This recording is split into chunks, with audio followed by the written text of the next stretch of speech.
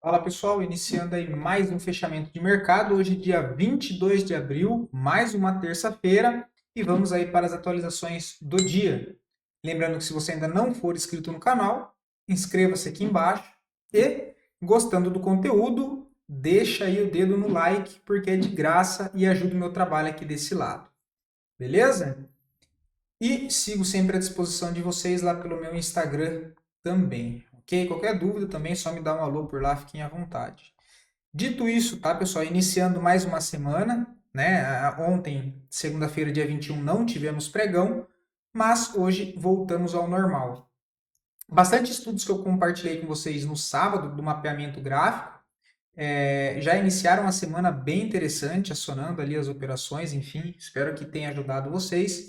No dia de hoje, pessoal, Ibovespa uma alta de 0,63, fazendo aquele micro pivô, né, que a gente comentou, acho que falei no sábado também com vocês, que era o rompimento desse topinho, né, do 130, abrindo espaço para buscar o 133, né? Comentei também sobre minha expectativa aí mais compradora para a nossa bolsa e hoje confirmando, faltou de certa maneira volume aqui no índice Bovespa, mas muito por conta aí de Vale e Petro que subiram um pouco, tá? Petrobras 0,23 de alta, Vale 1,78, mas de maneira geral a gente teve um dia aí muito mais positivo para as nossas ações, tá? Então, Ibovespa aí abre espaço para buscar 133.300, que é o topo principal, ok? Já o dólar vem desenhando, de fato, aquela congestão que eu tinha comentado com vocês no final da semana passada, que ele estava desenhando o que queria formar. Hoje, mais uma queda forte de 1,30. Então, a gente tem bolsa para cima, dólar para baixo, o dólar está apanhando bastante, tá? Abre espaço para buscar suporte lá nos 5.670. Abaixo disso, aí mira suportes mais para baixo, que seria lá nessa região dos 5.589 a 5.450, tá? Partindo lá fora, bastante volatilidade. A gente teve o S&P hoje uma alta de 2,51, tá? Mas por enquanto ainda nada demais, está aqui bem congestionado, né? Tem até, não sei por que sumiu daqui, olha, tem a linha de tendência aqui de curto prazo que a gente pode usar como referência. O índice da Nasdaq, hoje uma alta de 2,71, mas também trabalhando dentro de um contexto mais enroscado. O petróleo segue também aqui emboscado, né? Testou aquela zona de suporte dos $60, agora fazendo um repique por enquanto para cima. Tem resistência agora mesmo, só lá nos $74, tá? Minério de ferro segue ainda bem travado, com gestão ampla, próxima região de resistência aos $107. DXY também chegando lá naquela zona de suporte que a gente comentou, olha, ele não segura nos 99 e buscou a região dos 97, tá?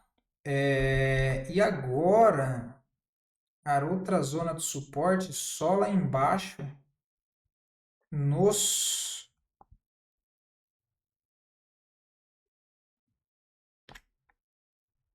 $95, tá? Essa é a próxima região lá de suporte aí para o dólar. Deixa eu tirar essa linha daqui, senão vai ficar muita coisa, Deus o livre. DAX tem nada interessante, gráfico bem feio, o Hang Seng também aqui bem feio, bolsa da Rússia também fazendo um repique aí para cima, tá? Bem volátil. O índice do Dow Jones também hoje uma alta de 2,74, mas ainda não altera contexto algum aqui, de maneira que o contexto ainda permanece bem travado, tá? Bem congestionado. A gente tem o ouro surpreendendo não, né? Estilingando para cima, bateu lá o nosso último alvo da última projeção, dos 3.380. Hoje ele renova a máxima histórica nos $3.500, né?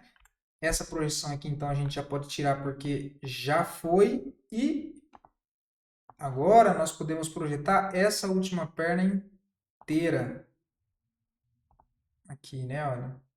Então, os outros alvos já está sem, né? Que ele já bateu também, então não tem importância. Próximo alvo é 3.515, depois 3.700, tá? Agora abre espaço para uma correção, mesmo que seja uma congestionada aqui em topo, tá? A prata ainda segue mais travada. A prata tem que romper lá os $35, tá? Enquanto não romper toda essa zona de oferta aqui, fica um cenário complicado, não consegue se desenvolver, tá? Vamos ajustar aqui, olha, que já dá para ligar esses pontos aqui. Congestão ampla, né? As criptos volta a reagir, né? A gente tem Bitcoin, volta aí com 4,40 de alta. E vocês lembram que eu comentei qual era a zona principal de suporte lá pelo gráfico mensal, né? Olha, pode ver que ele se aproxima daquela região e já entra fluxo comprador. Foi próximo da média móvel de 20, olha. Foi o que eu comentei com vocês há 2, 3 meses atrás já. Seria o ponto principal de suporte e que eu acharia normal caso ele voltasse lá, que é essa região dos 70, entre 75 e 70, tá? Ele já chega lá próximo e já começa a reagir, né? Lembrando que esse é um ponto principal porque ele estava afastado da média móvel de 20, então seria normal ele fazer uma correção um pouco ampla, que no curto prazo seria ali trazer uma movimentação de uma tendência de baixa. Mas a gente não pode ignorar que tem essa cabeça do pivô aqui, olha, que era resistência e passa a servir como um suporte.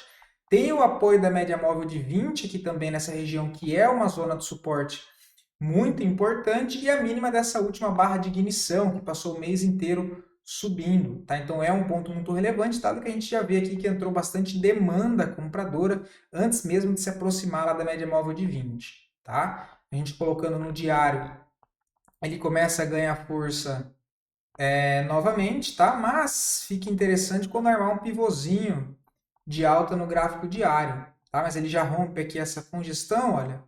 Agora precisa fazer o quê? Deixa ele romper um pouquinho mais para lá e depois pivotar para cima aqui, ok? Isso deixa o movimento mais confortável, tá? Interessante é que hoje às 21 horas da noite ele fecha aqui em cima, o que a gente consegue ver é a volta de fluxo comprador já um pouco acima da média, e trazendo os compradores de novo para a jogada. O Ethereum também estava bem morto, hoje deu uma boa melhorada, né? A gente vê que até o volume comprador aqui já passa acima da média, mas ainda está um pouco mais fraco, tá? Assim, o movimento tem que fechar assim às 21 horas da noite, mas abre espaço para buscar aqui primeiro os $2.100, tá? Mas o gráfico do Bitcoin está muito mais bonito nesse momento, mas as altcoins também dão uma leve recuperada, né? Um respiro. A gente tem Polkadot com uma alta de 3%, mas também lá em zona de suporte, sem nenhum contexto técnico muito interessante, mas é uma zona de suporte de médio e longo prazo, que quer tomar risco, acho válido. A VAX também ganhando força e rompendo sua linha de tendência aqui de baixa no curto prazo, mas o que nem é tão relevante mais, dado que ela formou essa região aqui agora, né? Olha, o que é uma deriva, tá? Uma deriva.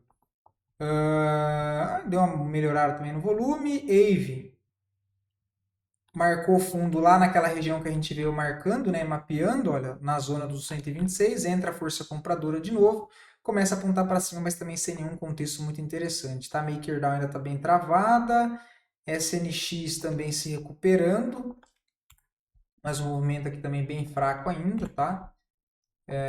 Vamos ajustar aqui, ele já passa uma linha de tendência aqui, né, olha. Ondo, o SDT,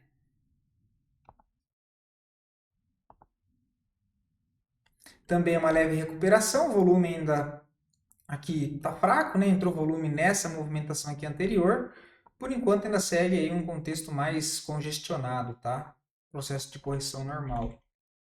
Link, o SDT, uma alta aí hoje de 5%, né? A gente comentou de possibilidade de compra aqui para quem queria tomar um pouco mais de risco. E Link, um pouco melhor do que as outras altcoins, ela, o que chamou a atenção é que o OBV dela estava com uma divergência de alta, olha, uma divergência forte, né? Ela tem aqui essa movimentação, olha, eu não tinha reparado, fui ver sem querer, né? A gente tem aqui, olha, toda essa movimentação de baixa, com topos aqui, fundos mais baixos, cara, e o OBV tá com o indicador lá em cima, o OBV, olha, isso me chamou bastante atenção, eu não tinha nem reparado nisso. Fazia tempo que eu não olhava o OBV das criptos, olha. Então, link aí com uma boa divergência de alta, cara. Bom, dito tudo isso, voltando para a nossa bolsa brasileira, a análise das duas melhores performances do dia de hoje, em sequência das duas piores performances, e depois a análise aí a pedido de vocês, beleza? MRV hoje puxa forte, uma alta aí de 8,26, dá uma boa melhorada no volume comprador, mas eu não vejo nada interessante nesse momento. Porque apesar de romper linha de tendência de baixa, o que nós temos é essa congestão aqui, que eu prefiro considerar até a máxima dessa última barra de ignição. De ignição não, essa barra de exaustão vendedora, tá? Gostaria de ver MRV acima dessa rede, consolidar acima dos 6,15, tá? Por enquanto ainda não me chama atenção não, só quem comprou suporte mais lá embaixo, tá? O que não foi o meu caso, porque eu de fato não prestei atenção nesse papel, estava olhando outros ativos, tá? Então a gente tem aqui essa congestão. A gente poderia até considerar um pouquinho mais para baixo aqui, olha. Mas é uma congestão, tá? Tem que romper lá os 6,20, aí sim dá para trabalhar alguma posição. Nesse momento não tem nada interessante. Só para quem já pegou aqui embaixo.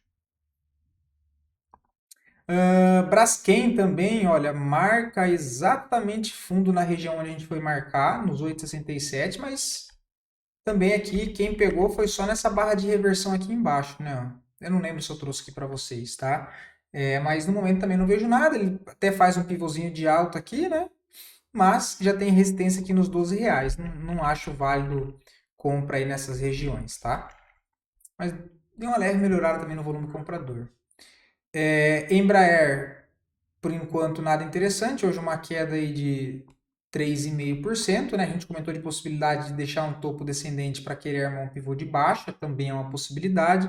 O interessante é que ela faça uma barra compradora próxima a essa zona de suporte, mas por enquanto, sem pressão compradora aqui nessa região, tá? Não acho interessante, não. Rente 3 também corrigindo, né? Deu uma boa esticada o papel. Deixa eu tirar isso aqui. Deixa eu colocar só essa deriva aqui. Mas também aqui já foi, né? Se a gente coloca aqui as médias, olha, apesar do diário estar interessante, a gente tem o semanal um pouco esticado, tá? Então, para novas compras em Rente 3, eu gostaria de ver aí o papel corrigir um pouco mais para baixo nesse espaço aqui, olha, dos 37,50 aos 35,90, tá? Que seria aí nada mais do que uma correção um pouco aqui mais para baixo. Mas para alinhar ali o gráfico semanal, tá? Agora, quem já está posicionado é ajustar o stop, né? Esse aqui foi um ativo que eu trouxe aqui para vocês, olha. Eu trouxe aqui embaixo, depois comentei aqui no pivô de alta, comentei aqui no trade de correção, então deu bastante validações de compra ao papel, tá? Para quem já está posicionado, como eu disse, né? O stop aqui de baixo foi aqui nessa região, depois teve a possibilidade de fazer o gerenciamento para quem está conduzindo a operação nesse novo fundo deixado, depois teve o novo fundo deixado aqui, e agora eu deixaria o stop embaixo desse fundo aqui, olha, tá? Que seria o stop gain para dar esse espaço aqui, caso ele faça uma correção, o stop aqui abaixo desse fundo, né? Imaginando que ele faça a correção para voltar a subir dentro dessa tendência de alta no curto prazo, tá? Então, esse aqui eu já vou tirar para não ficar muita coisa e vou marcar o novo fundo que temos aqui de base agora, olha. Tentar deixar o gráfico mais limpo aí para vocês, tá? Porque eu troquei a cor do layout, uma cor escura, né? Quando a cor branca é mais fácil de esconder os riscos, né? Agora na cor escura aqui, qualquer coisinha já fica muito embananado, mas enfim, não tem nada. Sobre Natura, tá? PM de 9,90. Assim, é um trade de contratendência, tá? Eu particularmente não gosto. Acho que o papel tá bem fraco. Acho que temos coisas mais válidas para buscar oportunidade e tomar risco, assim como foi algumas ações que eu comentei ali no sábado, no vídeo do final de semana, tá? Para quem está posicionado aqui, cara, 9,90 não tem muito o que fazer. O stop é lá embaixo nos 8,90, um stop de 10%.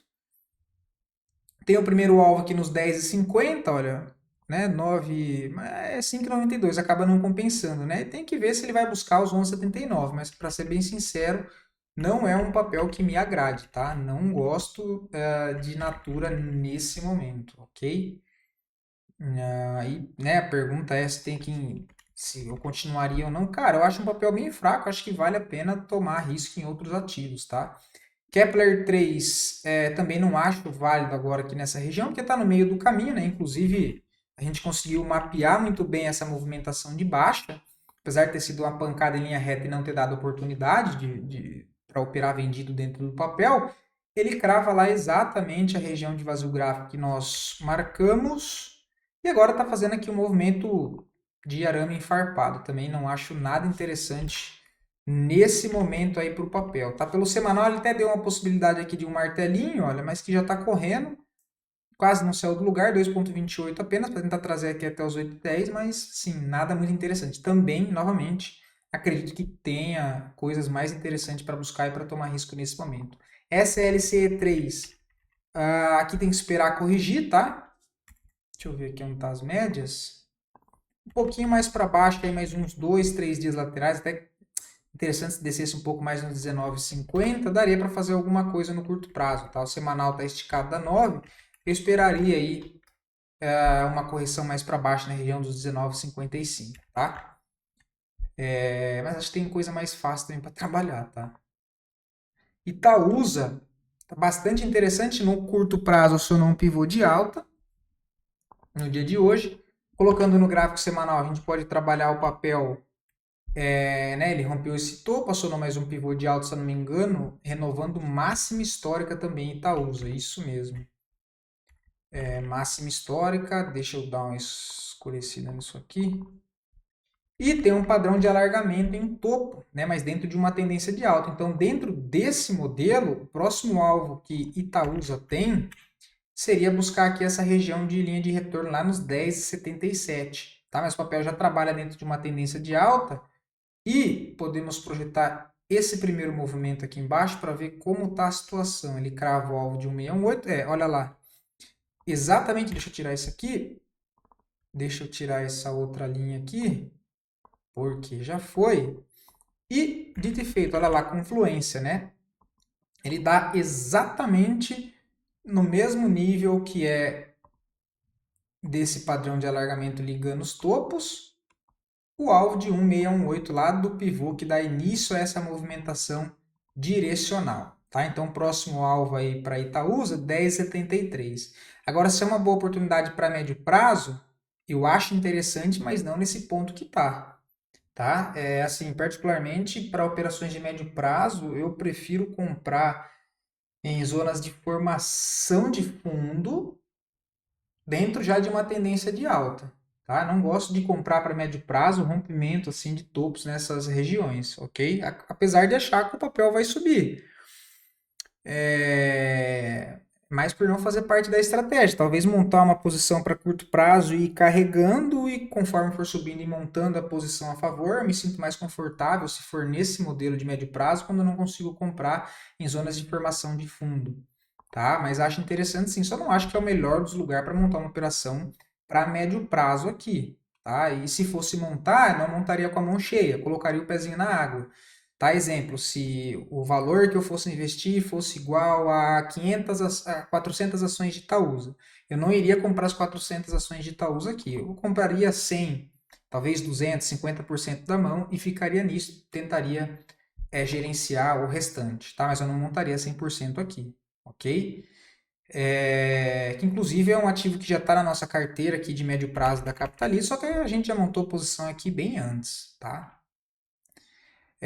Cirela, o papel segue subindo, né? Aqui, movimentação bem bonita de trabalhar aí para acompanhar o contexto gráfico, também aqui das médias, fazendo o apoio de condução dessa movimentação. Foi um ativo que eu trouxe para vocês, né? Comentei na quinta ou na quinta-feira, que daria entrada aqui, olha, para tentar buscar aqui até essa região, com um stopzinho aqui embaixo, tá? Apesar do semanal estar esticado nesse caso, é um papel que eu tomaria risco aí sim no gráfico diário, tá? Tem bastante fluxo comprador, quase nada de volume vendedor, tentaria carregar pelo gráfico diário, ok? Mas de novo, tá, pessoal? No vídeo de sábado eu trouxe ali, ao meu ver, possibilidades melhores do que essas que a gente está olhando aqui no dia de hoje, tá? Que são ativos ali que estavam mais interessantes. Não que Cirela não esteja, enfim, mas no vídeo de sábado, se você ainda não viu, dê uma olhada. Eu acredito que tem ali contextos mais interessantes, tá? Cebave também para curto prazo não vejo nada, tá? Para médio prazo ele deu uma possibilidade aqui embaixo, né? Olha, dos 3,60. Essa região de 3,94, quem quer tomar um pouco de risco para médio prazo, não acho que seja de lá muita loucura. Fato é que o papel está muito fraco. De novo, acredito que tenha coisa melhor para tomar risco, tá? Acho que a gente tem que buscar facilitar a nossa vida. Tá? Trade já não é muito simples.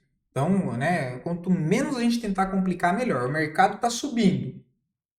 Expectativa de alta. Eu vou procurar um ativo que está totalmente travado para montar uma posição para médio prazo, ou eu vou buscar ações que já estejam dentro de uma tendência de alta no médio prazo, com um contexto de compra alinhado agora para o curto prazo para montar a posição? Eu prefiro buscar ativos que já estão subindo do que ativos que estão apanhando. Tá? Então eu não gosto. Even, a mesma situação, papel muito travado, muito congestionado, apesar de parecer uma longa congestão dentro de um movimento de alta aqui principal, é um ativo que no curto prazo não traz nada interessante no momento. Tá? De novo, acho que a gente tem que facilitar a nossa vida e não complicar. Não buscaria esses ativos que estão travados. Tá? Não buscaria. Fleury.